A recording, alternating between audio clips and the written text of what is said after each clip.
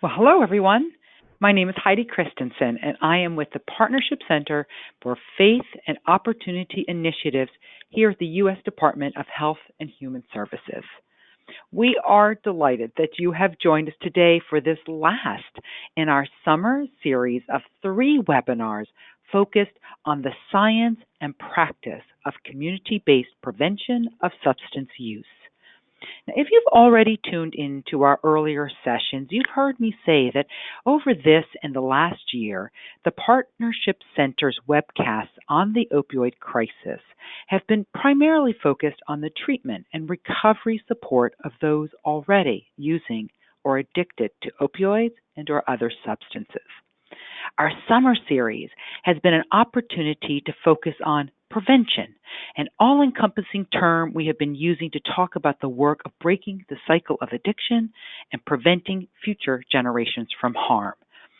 The first webinar in our series, Brain Under Construction, with Dr. Ruben Baylor, who is a health scientist at the National Institute on Drug Abuse, or NIDA, explored the latest science on the development of the brain and how teens can make choices today that could help strengthen their brain and their resiliency as they meet life's challenges. In our second session just last week, health experts from the University of Memphis and the Tennessee state government shared a portion of their Building Strong Brains, a curriculum that teaches community and education leaders about early brain architecture, the serve and return interactions that shape that brain architecture, the effect of toxic stress on healthy development, and it also offered a deeper dive into how resiliency is developed and strengthened. Today, we will learn how this science has informed community-based prevention and early intervention efforts and what teen resiliency looks like in real time in Chicago and in Georgia. During our program today, Prevention and Practice, Building Communities that Strengthen the Resiliency of Future Generations, we will hear from 2 groups who are making prevention work in their communities and helping teens make smarter and informed choices that will shape and contribute to a healthy, hopeful, and promising future. And I will more fully introduce our speakers in a moment, but first, of course, a few housekeeping notes before we begin. This is an educational webinar. It is off the record and not intended for press purposes. If you are a member of the press, we will be happy to connect you to our press office here at HHS after the program. If you are having difficulty hearing us clearly, you may find it helpful to call into this number on your screen rather than listen through your computer. Some folks, that just works better. And if you would like a copy of today's PowerPoint presentations, please look to the right-hand section of your screen. If you click on the handout drop-down, you will find the PowerPoint slides, and you can download them from there. We will also be sending a link to a recording of today's webinar, along with the first 2 in this series, in a follow-up email to everyone who has registered. So please look for that follow email in the next day or 2. If you have any questions, you can always email us at partnerships@hhs.gov. And finally, we do have a full program today and may not have time for many questions at the end. So that said, we are eager to share your comments with our presenters. So please make comments and share your thoughts in the question box, which you'll also see on the right-hand side of your screen. And we will make sure to share all of your ideas, thoughts, and comments with our presenters after the program today. Well, this summer, we've learned a lot about the science of the brain and brain development, about early brain architecture, how resilience is nurtured or thwarted, the effect of toxic stress on healthy development, and how resiliency is developed and strengthened. And so today, we lean into the community to gain an insight and also practical ideas for the application of scientifically informed practices in community settings. I heard on a trailer for the current film Resilience the following statement: if you can get this science into the hands of the general population, they will invent wise actions. And we agree. Here to help us put science into action and see what prevention looks like in practice is Dr. Beth Fishman, who is the manager of the Jewish Center for Addiction at the Jewish Child and Family Services of Chicago. Beth brings a unique perspective of addiction recovery through the Jewish tradition and has worked with individuals and families impacted by a wide range of substance use disorders and other addictive behaviors for over 25 years. She is a licensed clinical psychologist by the state of Illinois and offers education and support to individuals in recovery and training for treatment professionals. She also assists Jewish communities in developing programs to address addiction and helps synagogues create a safe, sacred place. She's joined by her colleague, Dawn Levin, who is the Prevention Program Coordinator for the Jewish Center for Addiction at Jewish Child and Family Services. She works with the staff to facilitate Partners in Prevention, a program that we will learn about today that has reached thousands of Jewish teens and was developed in collaboration with Beit Shuvah, a residential addiction treatment center in Los Angeles, to implement the program in various middle school settings. And then we'll move to Georgia and hear from Caitlin Merchant, who is the Director of Programs at the Georgia Prevention Project. There she oversees the Georgia Meth Project, Teen Advisory Council, and College Prevention Partnership Programs. She is a certified preventionist through the Prevention Credentialing Consortium of Georgia, and I've asked her to talk a little bit about that later on. Caitlin is passionate about working with youth and using education to strengthen communities. She believes that prevention efforts and changing attitudes about substance use will make for a healthier Georgia, where young people can thrive. What a fantastic panel we have today. Thank you to each of our presenters. We're excited to begin. And to begin our presentation today will be Dr. Beth Fishman. Beth, over to you. Thank you very much, Heidi. And thank you to everybody for joining this webinar. I'm here with my colleague, Dawn Levin, and I'd like to tell you a little bit about the Jewish Center for Addiction and what we do. So the Jewish Center for Addiction, or JCA, is a program of Jewish Child and Family Services of Chicago. We serve Chicago's Jewish community, as well as consulting with Jews and Jewish communities around the country and around the world. Our goals are to raise awareness of addiction as a Jewish issue, as there continues to be a myth that somehow Jews are less likely to be impacted by substance use disorders than others. We also educate the community about addiction and recovery. We provide youth prevention programming, of course. We direct those in crisis to treatment resources. We support individuals and families in recovery with community events, sober celebrations, support groups, and other services. And we provide professional training, both about addiction to Jewish communal professionals and to secular treatment providers about the religious and spiritual needs of Jews in recovery. So why did we begin our prevention efforts? Jewish Child and Family Services of Chicago has been assisting those in crisis around substance misuse and supporting individuals and families in recovery for over 15 years. For those of you who also work in crisis intervention and recovery support, or who provide treatment, you may have times felt that futility of working downstream of the problem. And I think it helps all of us to also have a hand in stemming the tidal wave of those facing addiction for the first time.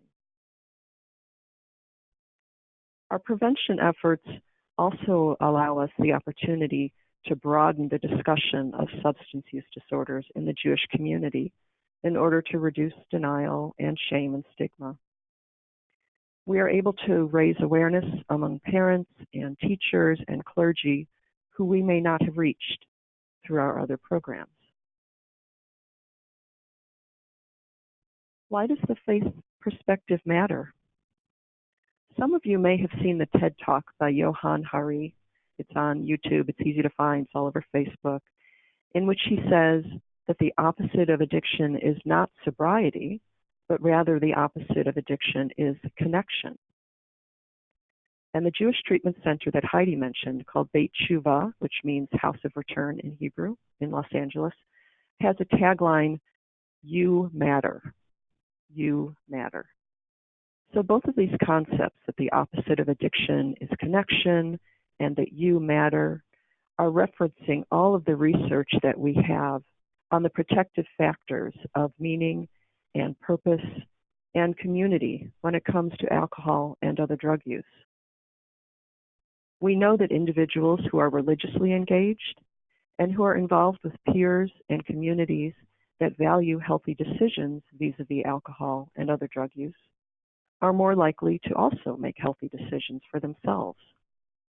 So in many ways, helping people live lives of meaning and purpose in community is a core part of the faith community mission. So we're a natural fit for prevention work. Additionally, the religious perspective is value added. We all bring the sacred into the prevention message. We bring divine mandates, and we bring thousands of years of tradition and wisdom to uphold our members when they're faced with hard choices.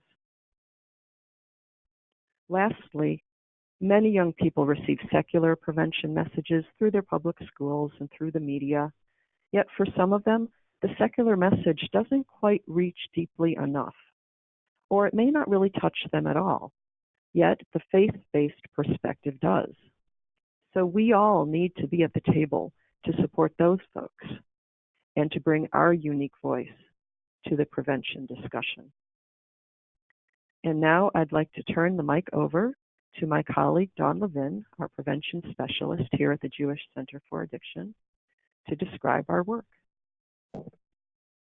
Thank you, Beth. I now will walk us through an actual prevention program that we've been using in the Chicagoland area for the last 6 years.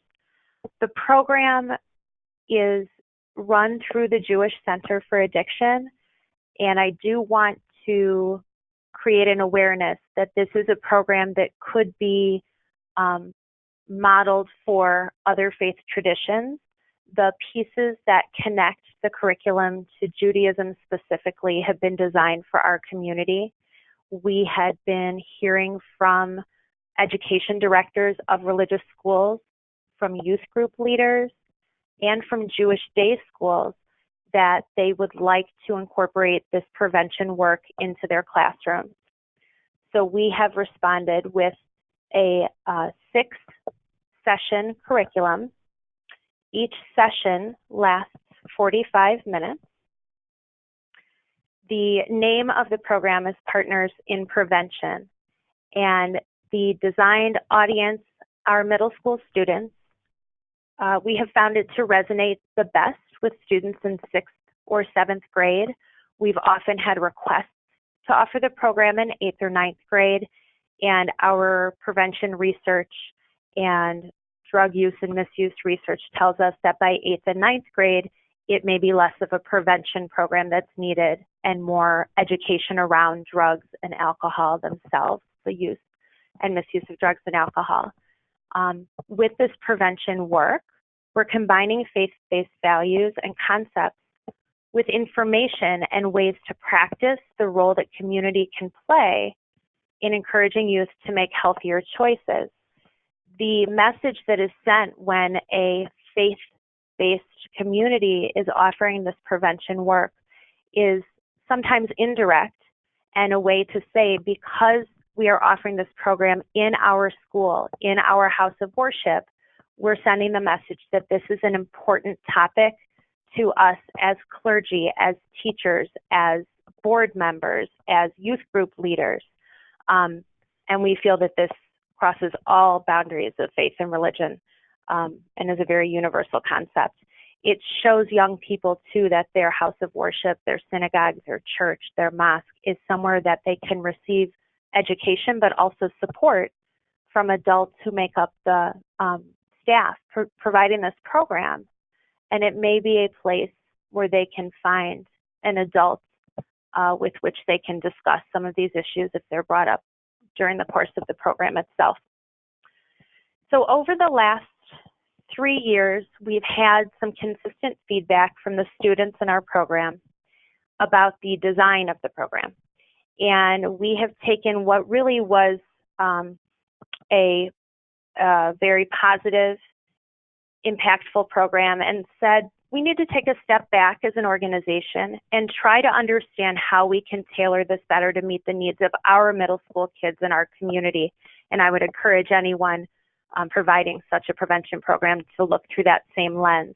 Each group is different and unique, and yet at the same time, there are some commonalities within a faith group where you can make some determinations, also based on geographic location, socioeconomic background, some common adverse childhood experiences, as we've learned about.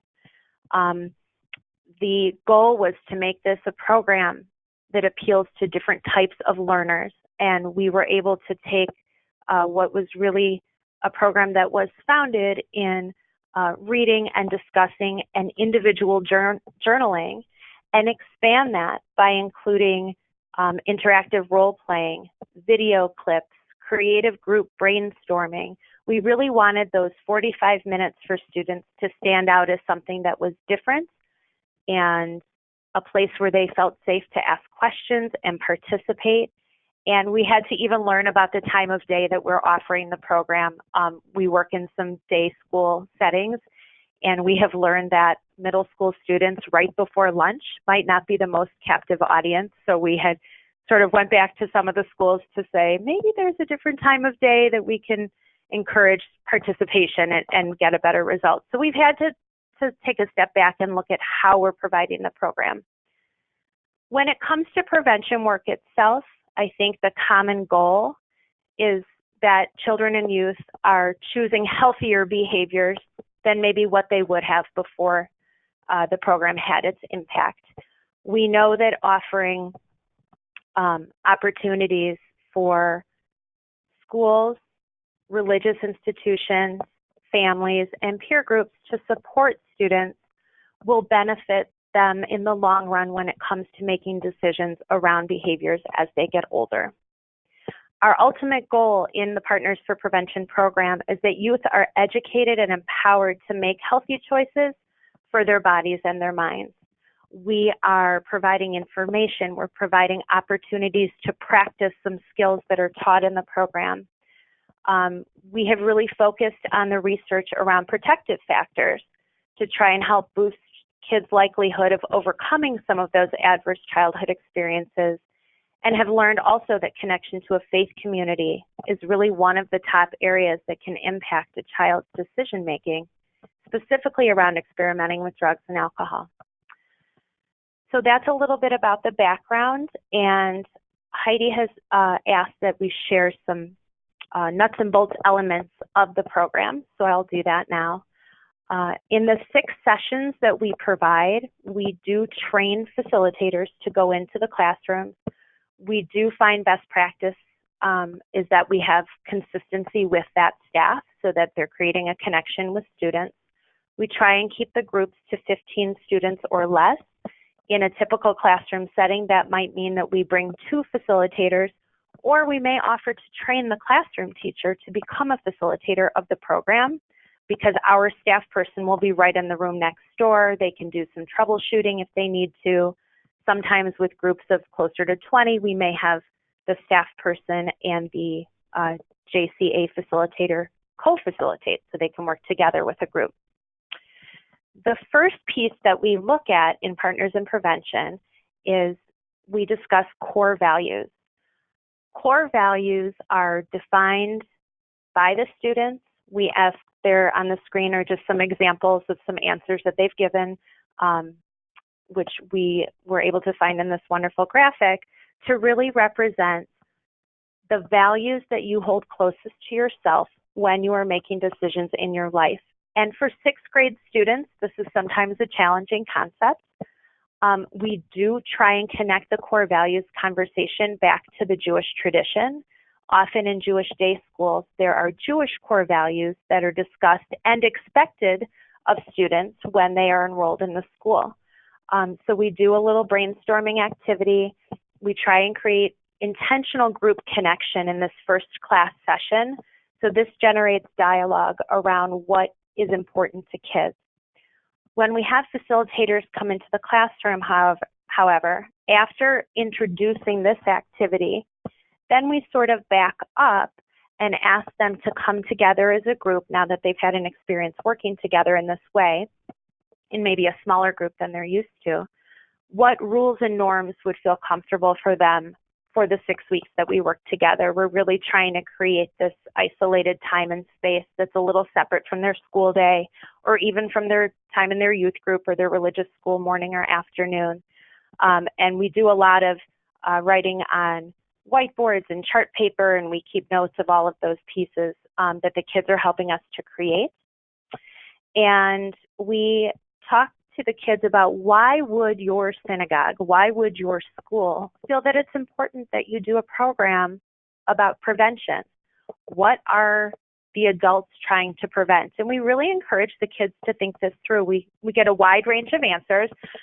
Drug and alcohol use is usually within their list of answers, but we don't really start out talking about drugs and alcohol. We talk about decisions and following your gut and doing what feels right to you. Really, in those first 4 sessions, we talk about a lot of ways that you can identify things that are happening and respond to them before we apply that information to situations that have to do with trying or experimenting with drugs and alcohol. And that's very intentional on our part. We want to sort of build up to reinforcing those skills then when it applies to the information they get about drugs and alcohol. So Heidi mentioned how stress plays a role and can impact a young person's life. And we actually have added this session in the last 1.5 years to the program, and really given kids an opportunity to talk about their stresses in their life. Our facilitators always tell students, this program is about you. We're actually here to ask a lot of questions. You don't have to turn any work into us, but we want you to think through some of these questions. So in the example on the slide, we have an activity sheet where we may ask these questions and give students an opportunity to answer on a piece of paper that they can choose to keep or recycle. We do not collect them. But this will come after an interactive conversation about stress. What is stress exactly? Can it ever be a positive? We show a short video about the body's chemistry and the fight or flight response to stress. We talk about that feeling in your gut, or that uh-oh feeling that you may have when something is making you anxious or stressed or overwhelmed. When we train facilitators, we do caution that they are careful with using language around anxiety related to this lesson, because many of our students have been diagnosed with generalized anxiety disorder, and we are not there to validate or invalidate that diagnosis or to say that it can or cannot be overcome. We really talk about situational stress when it comes to that. And then we encourage them to talk to us about, what do they do when they feel stressed or anxious or overwhelmed? And if they're not doing anything that makes them feel better, what could they do? So they work in small groups. They come up with answers to certain scenarios. And then we actually offer a guided muscle relaxation activity so that they can experience for 2 or 3 minutes just being perfectly still and silent. The activity itself is a body scan, so it's asking them to focus on different parts of their body for the moment. And the idea behind this is to let them experience really being in the here and now, slowing their thinking down, blocking the outside noises away, just really taking a moment. And also then they've left with an experience that they might seek out again in the future if they find it to be useful.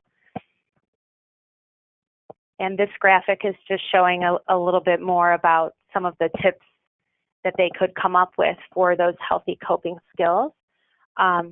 We also leave them always with not homework, but just a suggestion before we see them again. It's usually once a week. So I always encourage facilitators to give them a little project, nothing to write down. So in this lesson, we may say, come up or become aware of one time in the next week that you feel stressed or overwhelmed or anxious, and notice how you respond. If you're not responding in a way that feels healthy to you, maybe try and come up with a different way to cope the next time that it happens, and then let's talk about it next week. And I found that middle school kids are very eager to share.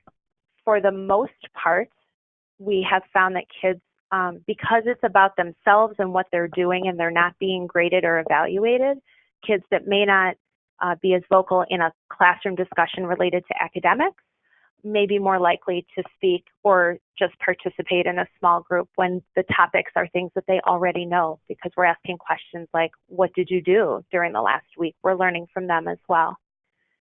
I wanted to show an example of how we incorporate the Jewish faith into some of the lessons. And this is also a good example of how, depending on the community that we are even working with, we may be asked to have more or less of the religious references in the materials. Sometimes aspects of our community that are more observant would choose to provide their own quotes or lessons using the Torah or our historical traditions. So there are times where these quotes are exchanged for items that are more secular. So this is a quote that was written by a Hasidic master, which is really asking, why were you not more like someone else? And that question would not scare this person. But if they were asked, why were you not more like yourself? I will have no answer. So this follows a discussion about who am I and what are the qualities about myself that I'd like to continue with. A lot of times in middle school, we've had kids say to us, we keep hearing about high school. Everyone says next year, in 2 years, when you're older. We had kids give us this feedback. We kind of want to talk about who we are now, which I think as adults was a great reminder, because we look at the bigger picture and some of the risks that lie ahead. And I think this was a nice way to remind us as facilitators that they'd like to work on who they are today. So we talk a lot about personal qualities of individuals or characteristics, and we do some brainstorming, positive qualities of people you like, negative qualities of people you don't like. It's also helping them to raise awareness about healthy and unhealthy qualities of people. And we challenge them to come up with 1 or 2 qualities about themselves that they'd like to continue, and 1 or 2 qualities of their younger self that they'd choose to leave behind. It's kind of an opportunity for them to drop that piece of themselves that maybe has been bothering them. Maybe it's something that that they have been reminded of over and over again. But what we do encourage kids all through this program is to talk about what matters to them. So we encourage them not to come up with the thing that maybe an adult at home is nagging them about, like, for example, stop kicking your brother. That one comes up a lot. But to really think about something that they do that they either know they shouldn't do or they just don't want to anymore. Kids have said things like biting their fingernails. Somebody talked about cheating on homework. It really is a time for them to think about what they might want to take this opportunity to change. And it's also a nice place where we can make that Jewish connection and talk about the values and what this quote is defining as well. So Yetzer Hara and Yetzer Tov is another faith-based concept that talks about actions being based in positive inclination and negative inclination. This is a Jewish concept, but it's also universal because it really is that all good or all bad, the angel and the devil, that black and white thinking. And we talk about Yetzer Hara and Yetzer Tov as a way to identify this concept that kids are being taught in their religious schools or their synagogue program, and saying, yes, these are the extremes, the black and white, but as young people, we want you to consider that your decisions and your actions and your mistakes do not define you for life. We have had a lot of research about kids feeling that once they have made, and this is something that we've gotten feedback actually from parents in our community, kids describing that once they've tried something that they know is dangerous, they've decided that they've already messed up anyway, they must be bad, and why would they do anything better? Because now they've set that tone. So this lesson is really devoted to that concept. We do a lot of work around sticky situations, and we use these 4 techniques to help kids practice getting out of situations they don't want to be in while not alienating their friends. And as much as adults would like to say, many adults, to middle school students, your friends should not matter more than what's safe or more than what you know. We know anecdotally and from the research that friendships are sometimes the primary influencer in making decisions. So we do this activity twice. We offer them opportunities at the beginning of the program to practice saying no or getting out of a situation using one of these 4 techniques. These are research-based techniques, and they actually act them out for the other groups, and then the group will guess which of the techniques they've used. The first time we offer this, the scenarios have nothing to do with drug and alcohol use. It has to do more with breaking rules. Then we offer it again later in the program where the scenarios do have to do with using tobacco, alcohol, or other drugs, so that they get to reinforce those skills, and the groups are different and they get to try it again. And again, this came out of students saying we had done it early on in the program, asking if they could do it again. And this has resonated very well because they get to practice being in kind of awkward, uncomfortable situations, and they practice using the language. The last 2 sessions of the program are really devoted to alcohol, tobacco, and other drugs, as well as addiction education. We provide information related to alcohol, tobacco, and drugs. We talk about different effects of the drugs. We talk about the brain science, as I know the webinar series has focused on. We do some interactive conversations about homeostasis and how the brain is seeking and the body homeostasis, and what using a substance can do to the homeostasis of the brain and the body. We allow kids to write on a note card, encourage actually students to write on a note card, come up with 1 question that you have about alcohol, tobacco, drugs, or addiction, turn it in at the end of the session, and then the facilitators collect them, and those questions are answered in the final class session, and that has been very positive. Kids get upset if their questions are not answered. We have facilitators who are trained in prevention work who may not have the drug education background, and it allows them time to get more information if there are questions beyond what their knowledge base is. So we don't want our facilitators to be on the spot with some of those harder questions, but we really encourage kids not to say, I can't think of anything. And if they truly can't, we encourage them to write down 1 new thing that they learned, but we have a time for that at the very end. This is really wanting to address their specific questions that they may not be able to ask any other adults.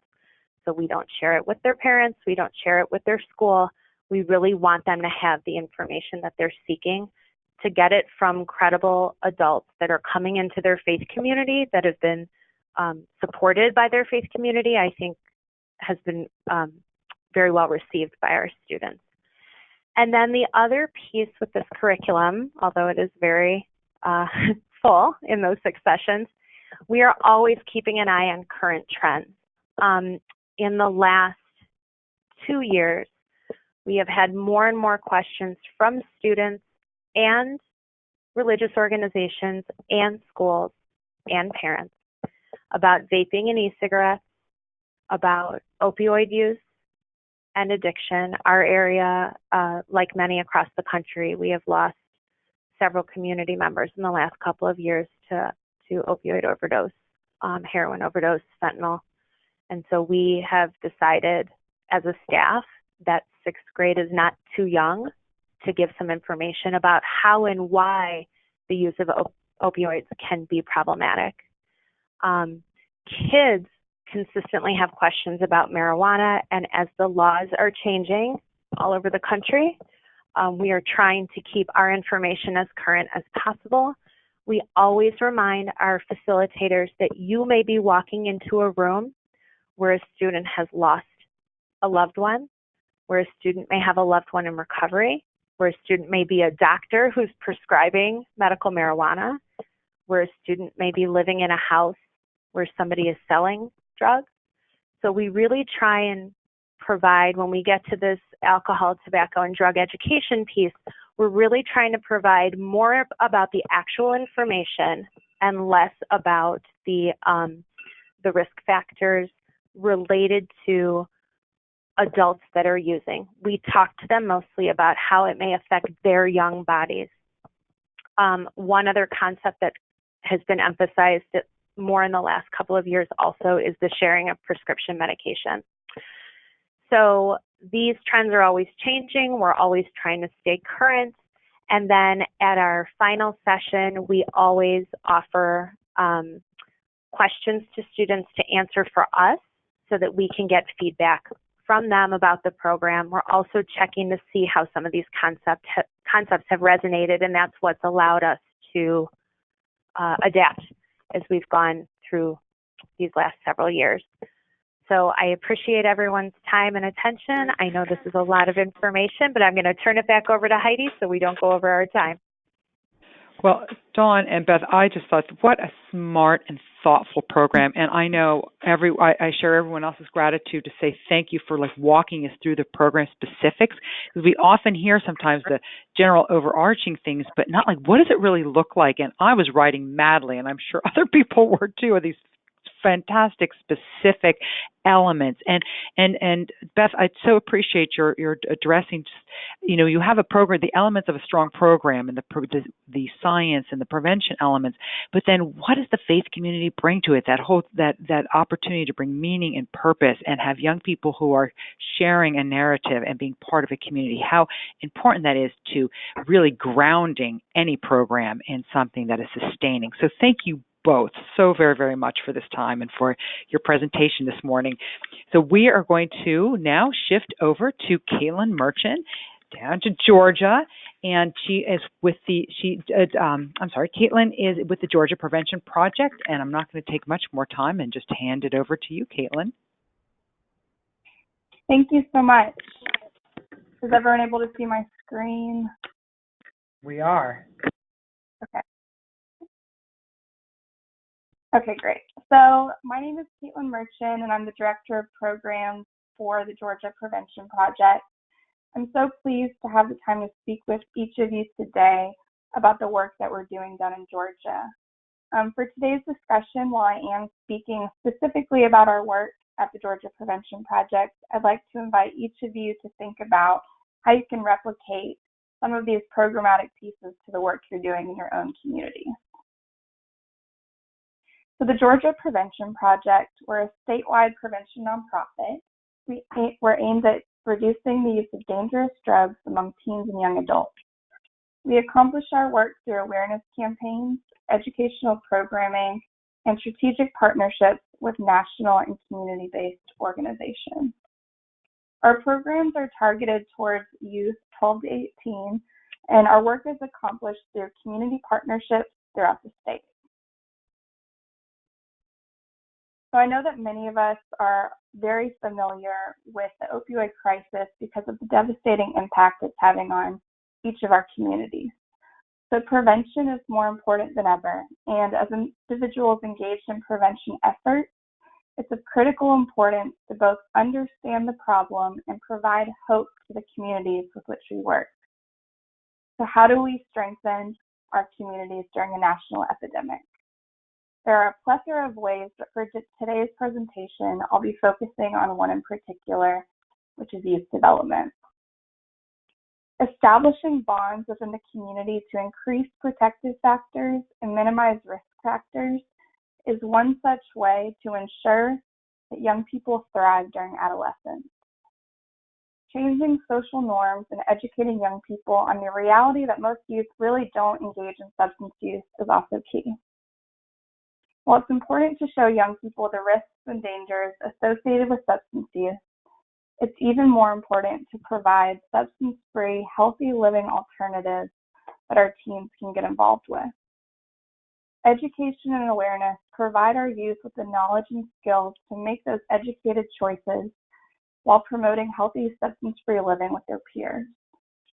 And finally, providing leadership opportunities allows our young people to have a seat at the table and a stake in the game. So I'm going to dive right into one of our programs at the Georgia Prevention Project. which is the Teen Advisory Council, or TAC. I encourage each of you to think about which of these pieces you could apply to the work being done in your community. And at the end of the presentation, I'll share contact information if you have any additional questions. So the TAC is a group of motivated teens. They represent various counties and schools throughout Georgia, and they're working to make a difference in the lives of their peers, while at the same time learning valuable leadership and life skills. Our TAC members focus on the prevention of substance misuse and abuse, and they're also focused on promoting healthy living during adolescence and young adulthood. Our TAC program has a simple and direct message and one top priority.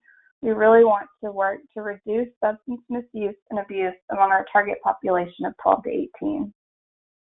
Currently, our program is in 8 schools in various counties, and it's also being piloted with partnerships with the YMCA and Boys and Girls Club locations. And each of our TAC groups has between 5 and 30 members, depending. So what are some of our expectations for our TAC groups? Just like with coalition building work, our groups operate under partnership agreements, and they have to follow certain guidelines in order to participate. Our groups are housed on middle and high school campuses, and they're also in community setting groups. So recruitment takes place at the beginning of the school year, and all recruiting efforts are always youth-led, because we know that students, they know the best way to get new students involved. Before we begin, and I always suggest this for anyone who's working within a community, we identify community champions who can advocate for the need to have such a group. And once we have that champion, we're then able to make connections within the school system or that community. We do require there be a faculty liaison from within the school, because those people are the ones who know the school environment best, and they also serve as a physical presence, which is critical for establishing trust and relationship building.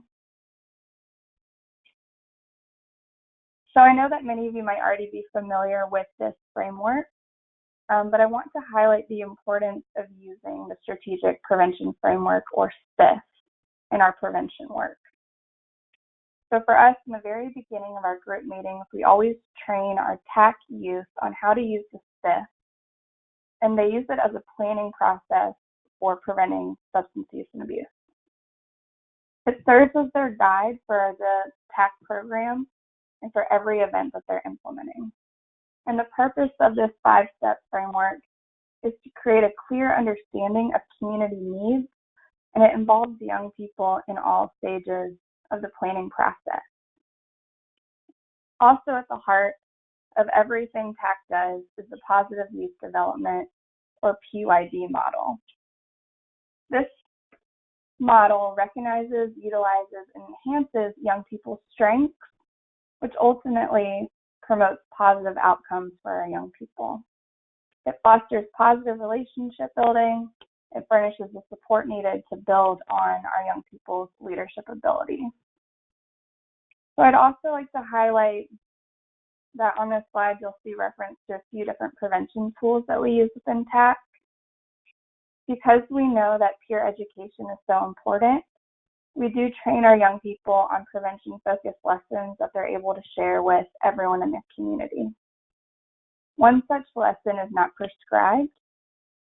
This lesson provides young people with the science and stories to understand the risks of misusing opioids as well as other prescription drugs. And it also gives them tools and resources so that they're able to manage their own health and also advocate on behalf of their peers.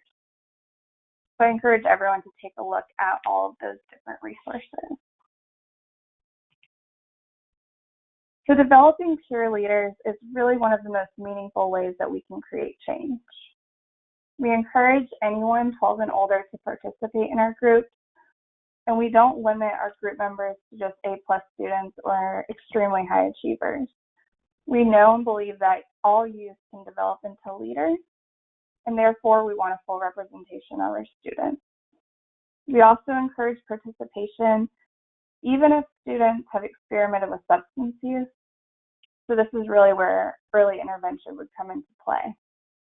And additionally, we strongly support youth in recovery being involved in our groups. I'm going to quickly and briefly share some of the activities and the events that our TAC groups have led. These are just a few ideas, so I'd encourage your communities to consider implementing any one of these different events. So our groups, they've been involved in advocating at Prevention Day at the Capitol, hosting tabling events and substance-free sections at sporting events, presenting at school-wide assemblies, teaching prevention education to freshmen, social media takeovers, participation in Red Ribbon Week events and NIDA's Drug Facts Week, promoting take-back days. They've presented at state and national conferences. They've hosted parent nights, community summits, and teen reality parties. So just a few different ideas that I would encourage you to consider for your own communities. So we know that the likelihood of developing a substance use disorder is greatest for those who begin use in their early teens. Just like everyone heard on the first part of the webinar series, the adolescent brain is not fully developed in the teenage years. And because of this and so many other factors, truly anyone can develop a substance use disorder. So because of that, it's been helpful to provide universal prevention programming for our work. We really want to build those protective factors, increase support, and reduce risk factors. Early intervention, like I mentioned, is important for addressing early use, and it has the goal of supporting overall well-being for our young people. When you're working with youth in your community, keep in mind that prevention education can be both formal and informal. For example, with our TAC groups, they engage in prevention efforts within the school setting, but they also participate and use a less formal approach. If TAC youth are meeting with their friends, hanging out at football games, other community events, they're still able to share and talk with their peers about what they've learned. So for nonprofit organizations, I know that it can sometimes be difficult to actually get into the communities that we're seeking to serve. And so the best way to address that challenge is to develop mutual buy-in for the cause that we're trying to address. A powerful why with data and stories is a great option. You can identify local connections and partners who have a lot of influence and sway. And it's important to find people who care. And I know from work we've done, families who have lost someone to addiction can be really powerful allies. It's easiest if you incorporate your programming and messaging into something pre-existing if you're forming a partnership. It just makes for an easier process for the group that you're trying to work with and doesn't duplicate services. So I'd like to share a little bit about a partnership that we have with the Northwest YMCA. Through our work together, we've put on 3 community summits as well as teen reality parties, which I'll talk about next. For our efforts, we've established community talking points and educational pieces for participants, as well as action steps that both parents and youth can take to make an impact. So a few things that have helped us be successful that I encourage you to try in your own partnership building efforts. For us, we collaborated from the very beginning. We utilized GPP as the subject matter expert and the Y as the community expert. We made sure to identify what we both brought to the table and identify local resources from prevention through recovery. Keeping your community in mind, it really helps promote that true partnership and not competition. For us, neighborhood meetings held at local clubhouses helped spread the word, and so we were able to educate the community about what we were doing before the summit actually took place. We used word of mouth, the PTA, mailing lists, volunteer groups, youth groups, churches, save the dates, really anything we could in advance of our summit. We also use press releases and Y task force members called specific roles, and GPP provided social media templates which we were able to use to promote the event on Facebook. This photo here is just an example of a local resource sheet that we developed together. So what should a community summit include? It's of critical importance that local community members are actively involved in all planning efforts. The development of a subcommittee or task force is a useful way to kind of get that rolling. And partnerships with prevention organizations is a good way to provide local data and other expertise, but then allows community members to receive that relevant training and education, so then they're able to spread messaging locally amongst family and friends. Organizations who are known for being a community meeting place are especially helpful in serving as a light in the community.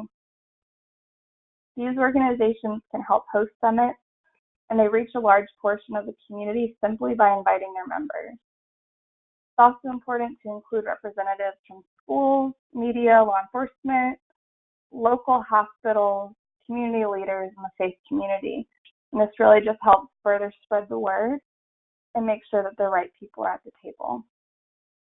So for the summits that we've done with the Y, we have separate youth-led activities as well as an adult portion. We do realize that substance use prevention can sometimes be a difficult topic between family members.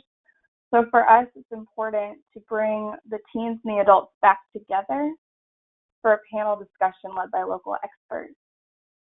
Providing hope, we know, is a critical piece, and therefore people in recovery can serve as a really powerful piece on the panel. Also, young people, if they're on the panel, that allows parents to get a better understanding of the pressures and insights that young people can share. We also have a Q&A session so that community members can feel like their voices are being heard. And after the summit, we always have community-based booths, which range from prevention to treatment to recovery resources. The bottom line basically is that community members really need to be involved to ensure a successful event. Okay, so what is a teen reality party? These are engaging and interactive pieces to our TAC and Community Summit program. These are completely youth-led, which is important to us.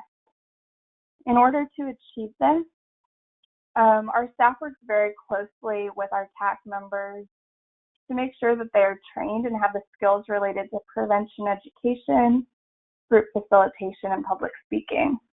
We make sure to prepare them beforehand, and we use the TAC faculty liaisons to help with that. Basically, the students are given a script, which is based on a component within our Not Prescribed lesson, and it shows 4 friends at a party and kind of the consequences from mixing prescription drugs with alcohol. Each group does begin with the same script, but we make sure to give them the opportunity to edit that script to be culturally competent. So now I'd like to explore some additional practices and strategies that everyone can apply within their own community. I know Heidi mentioned this at the beginning. The Prevention Credentialing Consortium of Georgia, basically it ensures that we as prevention practitioners have competency and skill in our work, and it not only helps with our practice, but also with funding opportunities, and just really building confidence with our community. So in Georgia, we have 3 different tiers, but I would encourage everyone to kind of look into their own state requirements for that. So how do we engage young people in prevention? We do realize that sometimes young people are jaded with drug education. They might think it doesn't really work. So one way to get through to them is to share local data. That's obviously helpful for showing the need for prevention. But another helpful way is to simply ask them, how many people know someone who's overdosed? Or does anyone know someone who's going through a form of addiction? It's a powerful way to break down stigma and ultimately brings our groups together.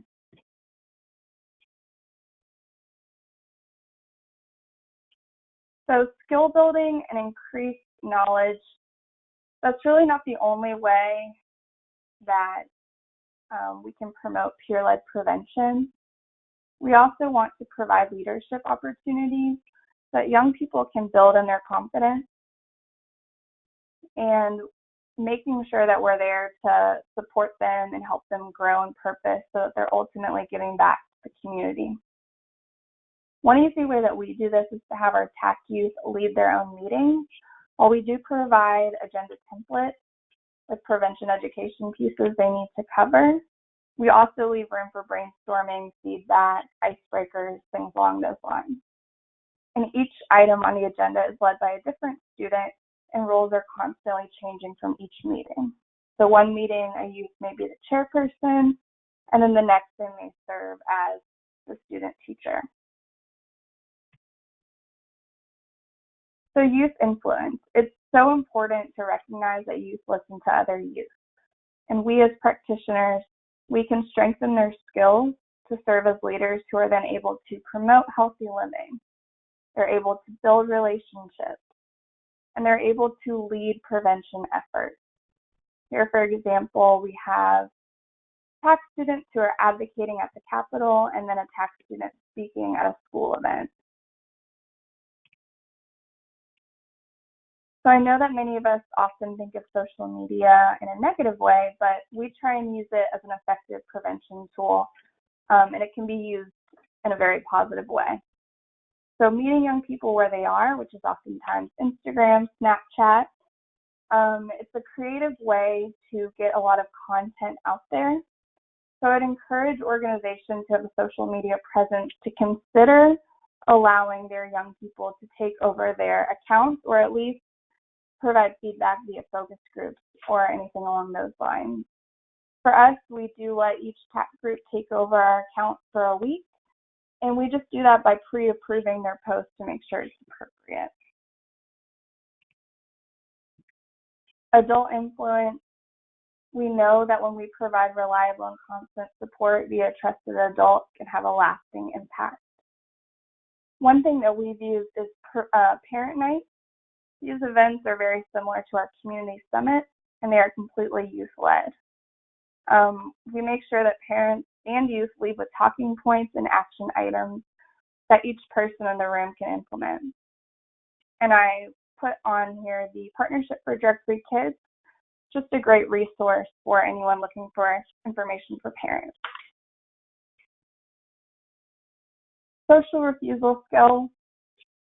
Aside from planning prevention activities, we really want students to practice what would they do realistically if they were approached to use or misuse a substance. It's just a great way to get them practicing, talking about it, thinking of realistic ways and assertive ways to get out of a situation if they want to. And I know that it's difficult to keep students involved. Ultimately, true youth engagement, it gives them buy-in. They're more likely to want to see their projects through. Final takeaways. Ultimately, we have to empower youth not only with skills and knowledge, but opportunities to actually lead and serve. We use the SPIF framework to plan out everything that we do, but I'm sure that there are other frameworks and models people can look into. What are next steps for your community? Really, you have to look at your individual community and identify potential partners. Be creative in where you look. Once you have those partnerships, establish that buy-in and make sure that young people are at the table. And while I share the work that we're doing here in Georgia, I'm always happy to share more information about TAC with other states. And with that wraps up my time, and I'll turn it back over to Heidi. Thanks.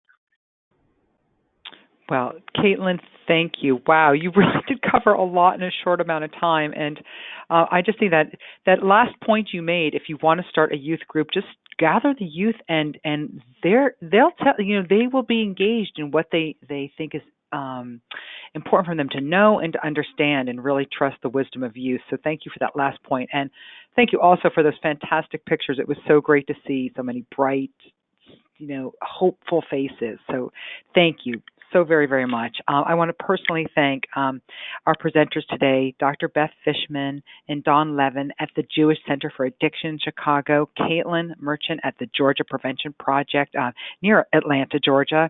We're so grateful for you taking the time and sharing your work that you are bringing to your community to strengthen youth and their opportunity for bright futures. We also want to thank each of you out there for taking the time out of your very busy day and week and the many days you've been with us for this series to participate. Please share what you've learned broadly, implement like crazy, and keep in touch. We will be sending a link to the recording of today's webinar, along with the webinar links for the first two webinars in our series. Well, also, there were many resources that were mentioned during our conversation today over this webinar, and we will send those as well in the follow-up email. If you are not on our mailing list and would like to be, please send us a note to partnerships@hhs.gov. Thank you. So thanks again, Beth, Dawn, and Caitlin. That was just a fantastic presentation. And thanks to all of you. This ends our webinar for today and for this series, but we'll be back in touch with more opportunities in the future. So thanks for being with us. We hope each and every one of you have a good and fruitful rest of your day. Thanks so very much.